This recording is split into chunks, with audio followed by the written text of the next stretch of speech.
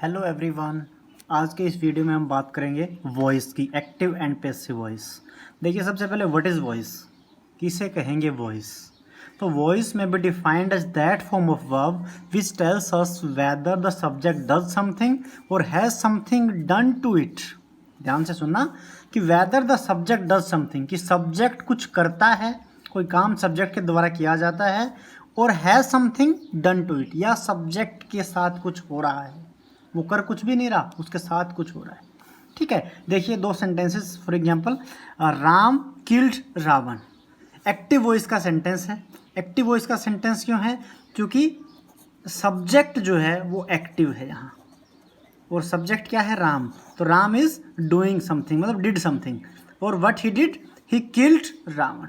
तो राम ने काम किया है, मीन्स एक्टिवली काम किया है। तो सब्जेक्ट अगर एक्टिव है तो एक्टिव वॉइस।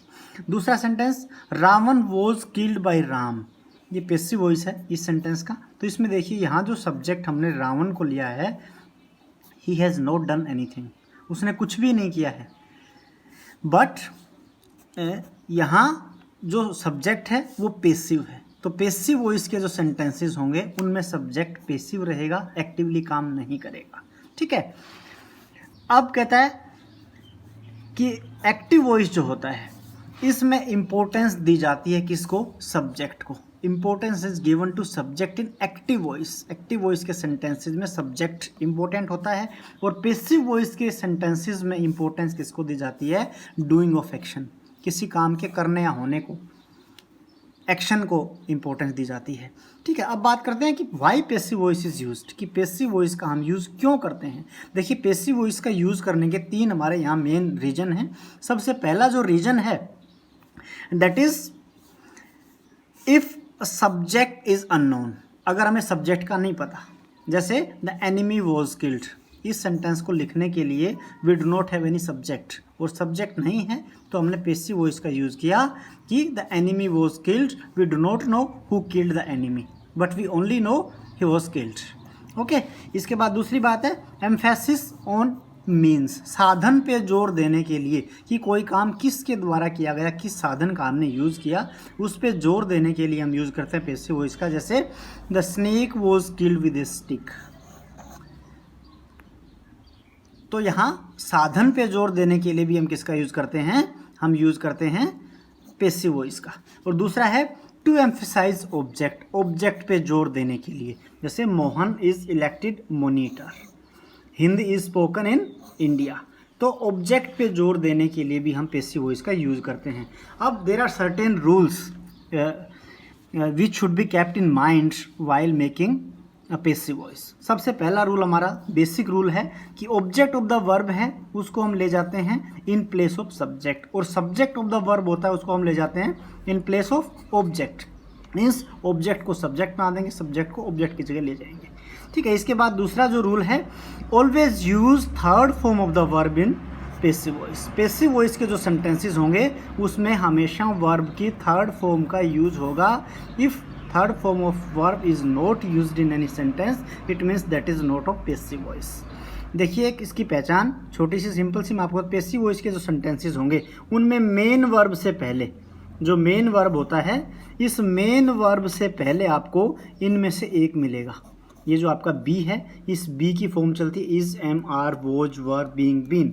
इनमें से आपको एक मिलेगा पैसिव वॉइस के सेंटेंस। जैसे हमने एक छोटा सेंटेंस ऊपर लिखा था, Ravan was killed by Ram, ये पैसिव वॉइस का सेंटेंस था। इसमें ये आपका मेन वर्ब है किल्ड, और इससे पहले है वॉज। बल्कि एक्टिव वॉइस का जो सेंटेंस था उसमें भी मेन वर्ब यही था, लेकिन इससे पहले यहाँ was, is, am, are, was, were, being, been या बी कुछ भी नहीं था। इट मीन्स ये एक्टिव वॉइस था और ये पैसिव वॉइस। तो पैसिव वॉइस के सेंटेंस में इनमें से ज़रूर आपको एक मिलेगा। अब इसके बाद आगे बात करते हैं। कहता है किसी कार्य के कर्ता का बोध कराने के लिए बाई का यूज़ करते हैं, और बाई प्लस नाउन या प्रोनाउन, या आप देखते हैं सेंटेंसेस में ऑब्जेक्ट जब आप लेके जाते हो तो ऑब्जेक्ट से पहले या नाउन या प्रोनाउन से पहले हम बाई का यूज़ करते हैं। अब there are certain points which should be kept in mind while making passive voice. देखिए, सबसे पहला रूल कहता है यहाँ, एक जो पॉइंट हमें याद रखना है, पेसिव वॉइस सिर्फ ट्रांजिटिव वर्ब का ही बनता है, और ट्रांजिटिव वर्ब कौन सी होती हैं? विच आर हैविंग ऑब्जेक्ट, जिनका अपना एक ऑब्जेक्ट होता है। ठीक है, तो इंट्रांजिटिव जो वर्ब होती है उनका पेसिव वॉइस नहीं बनता। इंट्रांजिटिव कौन सी होती हैं? विदाउट ऑब्जेक्ट, जिनका ऑब्जेक्ट नहीं होता। जैसे एक से यहाँ मैंने लिखा हुआ है एक सेंटेंस छोटा सा, बर्ड्स फ्लाई। तो ये बर्ड्स फ्लाई जो है ये कैसा सेंटेंस है, कैसा वर्ब है? ये आपका इंट्रांजिटिव, जिसमें कोई ऑब्जेक्ट नहीं है। तो बिना ऑब्जेक्ट वाले जो सेंटेंसेस हैं, या ये कहें इंट्रांजिटिव वर्ब का पेसिव वॉइस नहीं बनता। इसके बाद कहता है tense is not changed while changing voice. ये बड़ी बात है एक, जिसका अक्सर विद्यार्थी ध्यान रखते नहीं हैं कि हमने टेंस को चेंज नहीं करना, हमने वॉइस को चेंज करना है। तो ये ज़रूर आप ध्यान रखें, जिस टेंस का एक्टिव वॉइस में सेंटेंस है, पेसिव वॉइस में भी वो उसी टेंस में रहेगा। इसके बाद कहता है if sentence is interrogative in active voice it will remain interrogative in passive voice. अगर सेंटेंस एक्टिव वॉइस में इंटरोगेटिव है, इंटरोगेशन है, प्रश्न पूछा गया है, तो पेसिव वॉइस में भी वो प्रश्नवाचक सेंटेंस रहेगा, इंटरोगेटिव रहेगा। और इसके बाद कहता है only 8 tenses can be changed into passive voice out of 12। हमारे पास 12 टेंसेज हैं और 12 में से हम सिर्फ 8 का ही पेसिव वॉइस बना सकते हैं।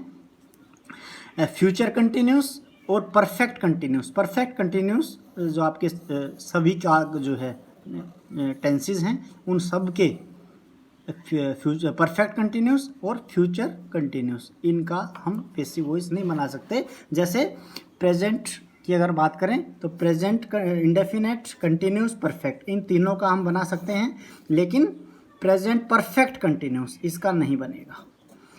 इसके बाद पास्ट की बात करें तो इंडेफिनेट, कंटिन्यूस, परफेक्ट, 3 का हम बना सकते हैं, लेकिन परफेक्ट कंटिन्यूस का नहीं हम चेंज करेंगे।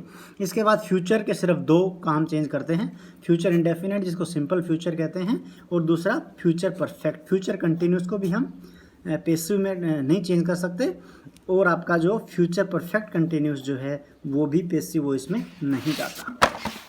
अब देखिए, सबसे पहले हम प्रेजेंट इंडेफिनेट या सिंपल प्रेजेंट टेंस की बात करते हैं। सिंपल प्रेजेंट टेंस में एक्टिव और पेसिव फॉर्मेशन कैसे होती है? देखो, एक्टिव वॉइस का जो सेंटेंस होगा उसमें सब्जेक्ट के साथ वर्ब की फर्स्ट फॉर्म होगी, और फर्स्ट फॉर्म के साथ एस या ई एस आपको मिलेगा।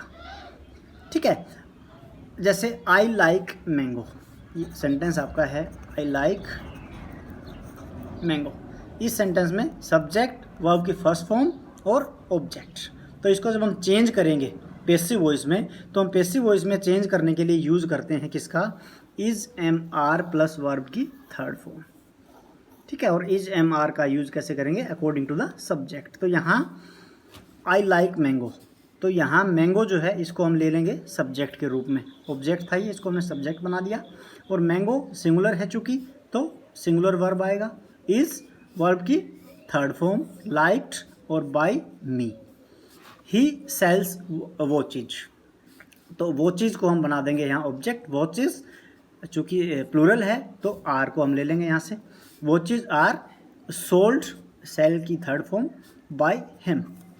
अब देखिए इंटरोगेटिव सेंटेंस एक मैंने लिया यहाँ कि do they buy new books. अब इसका जब पेसिव वॉइस बनाएंगे तो ये इंटरोगेटिव ही रहेगा। तो क्या करेंगे, चूँकि इज एम आर हमने लेना है, तो इज एम आर में से न्यू बुक्स जो है, बुक्स जो है वो प्लूरल है, तो हम आर को लेंगे। Are new books bought by them. ठीक है, हु टीचेज यू साइंस, बड़ा इंपॉर्टेंट सेंटेंस है, बहुत बार पेपर में आ जाता है। तो हु के लिए हम किसका यूज़ करेंगे? By whom. तो by whom are you tote science. इसके बाद नेक्स्ट सेंटेंस लिया मैंने विच, WH फैमिली का सेंटेंस है। विच पेन डू यू लाइक, तो ये कहता है विच को हम यूँ का यूँ उतारेंगे नीचे, which pen is like by you. और नेक्स्ट सेंटेंस है हाउ मैनी, ये चूँकि WH फैमिली वाला ये, how many pens does he use, तो how many pens are used by him. ठीक है, इसके बाद एक एक्सेप्शन वाला सेंटेंस मैंने लिया, दिस जग कंटेन्स मिल्क, तो इसको कैसे करेंगे? मिल्क को हम यहाँ ले लेंगे। Milk is contained, third form, contain जो था उसकी थर्ड फॉर्म कंटेन, और in this jug, not by this jug. ठीक है, तो ये आप ध्यान रखेंगे आप, बाय दिस जग। ठीक है, तो ये आपका प्रेजेंट इंडेफिनेट टेंस जो था उसका मैंने आपको एक यहाँ करके दिखाया। अब इसका नेक्स्ट वीडियो जब मैं बनाऊंगा पार्ट 2, एक्टिव और पैसिव का पार्ट 2 में आगे के जो आपके टेंसेस बचे हैं उनको अगली वीडियो में मैं शेयर करूँगा। Thank you.